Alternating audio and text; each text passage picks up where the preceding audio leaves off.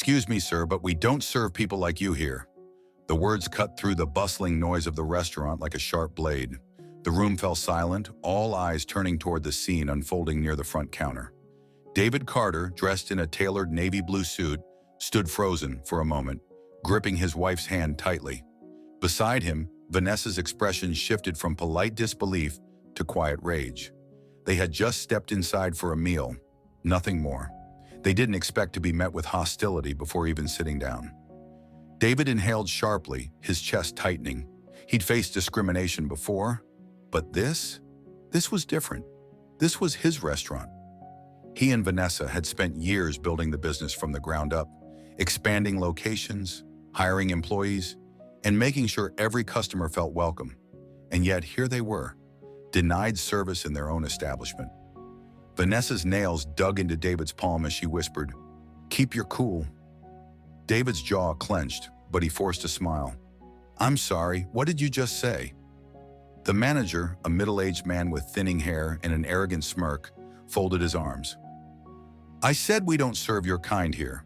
I don't make the rules." "Well, actually I do, and my rule is keeping certain people out." A hush settled over the restaurant. Some customers looked away, pretending not to see. Others leaned in, waiting to see how the scene would unfold. A waitress behind the counter looked visibly uncomfortable, but said nothing. David exchanged a glance with Vanessa. The man had no idea who he was talking to, but he was about to find out. "This is a great start. Can you build it on from there?"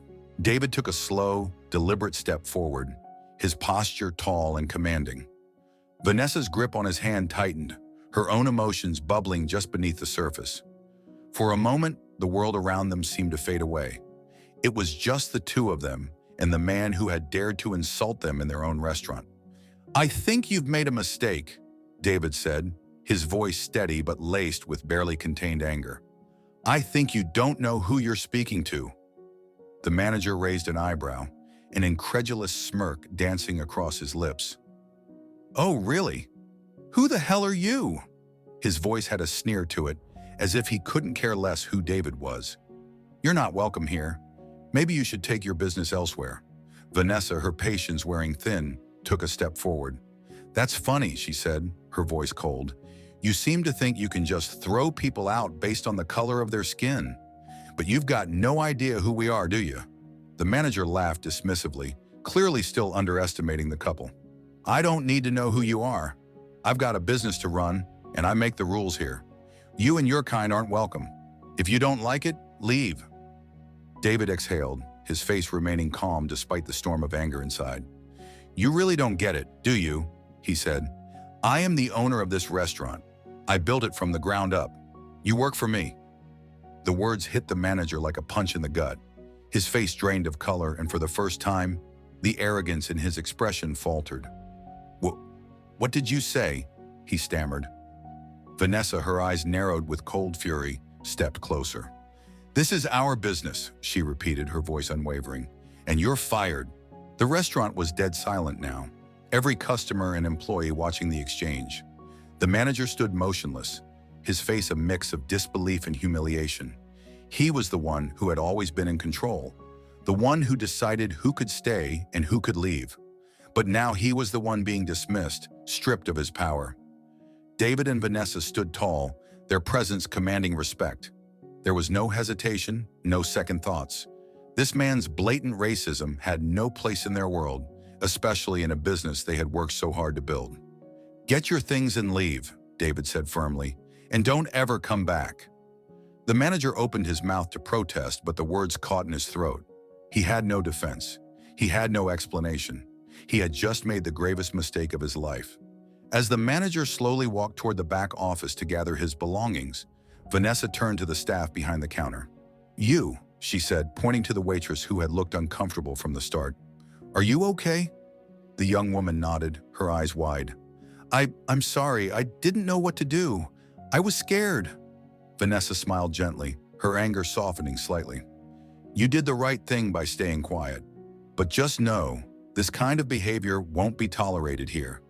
She looked over at the rest of the staff, who were now watching them intently. "I hope you all understand that." David placed a hand on Vanessa's shoulder, his voice softening. It's not just about firing one man. It's about creating a culture where no one feels like they have the right to treat others this way. The next few hours were a blur of calls, meetings, and a flurry of messages. David and Vanessa knew they had to act quickly to control the situation. The story would be all over the news by morning, and they had to ensure their message was clear. In the privacy of their office, David paced back and forth, his phone pressed to his ear. "We'll make a public statement tomorrow," he said. "This can't be swept under the rug." Vanessa sat at the desk, typing out emails to their corporate team, outlining the steps they would take to ensure this never happened again. They would be implementing anti-racism training across all locations. They would be strengthening their hiring practices to ensure this was a problem that didn't happen again. "This isn't just about one person. It's about changing the culture," Vanessa said, her voice resolute. "We built this franchise on inclusion. We have to make sure that's clear to every single person who works for us."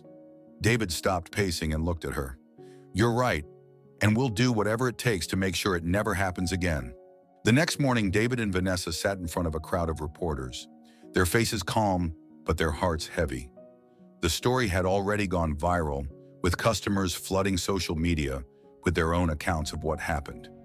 It was clear that the public was on their side, outraged at the manager's behavior and eager to see what David and Vanessa would do next. Vanessa took the lead at the press conference, her voice steady and confident. "We never imagined that this would happen in one of our restaurants. We have worked tirelessly to build a company that welcomes everyone, regardless of their background, race, or identity. The actions of this individual do not reflect the values we stand for." David nodded in agreement. "We take full responsibility for allowing this man to hold a position of power in our restaurant. His actions were disgraceful, and they are not representative of who we are as a business.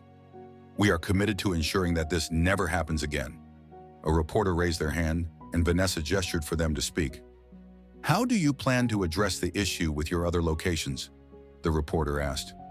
"We are immediately implementing diversity training for all staff," Vanessa said, "and we're reviewing all managerial positions across the franchise to ensure that this kind of behavior is never tolerated again. Our commitment to our customers and employees is unwavering, and we will do everything in our power to rebuild the trust that was broken." The reporters nodded, taking notes. The message was clear. David and Vanessa were not backing down. They weren't just putting out a fire.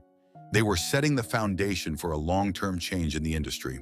Weeks later, the public backlash against the racist manager had subsided, but the work was far from over. David and Vanessa remained focused on their mission. They didn't want this story to simply be a moment of outrage. They wanted it to be a catalyst for change. They worked closely with community leaders, organizations, and activists to make sure their business practices aligned with the values they claimed to uphold. They attended forums, spoke at schools, and made their presence known in discussions about race and equality. As they walked through their newest location one evening, Vanessa looked over at David, her hand resting on his arm. "You know," she said, her voice soft, "we've been through so much to get here, and we've got a lot more to do, but I'm proud of what we've built." David smiled, squeezing her hand. "We're not just changing our business, Vanessa. We're changing the world." The last image of the story lingered on screen, a powerful quote from David and Vanessa that had been shared across social media, printed on posters in their restaurants, and etched into the hearts of their employees. "Respect is not optional. It's the foundation of everything we do." And with that, the legacy of their actions began to take root, spreading across the country, a testament to the power of standing up for what's right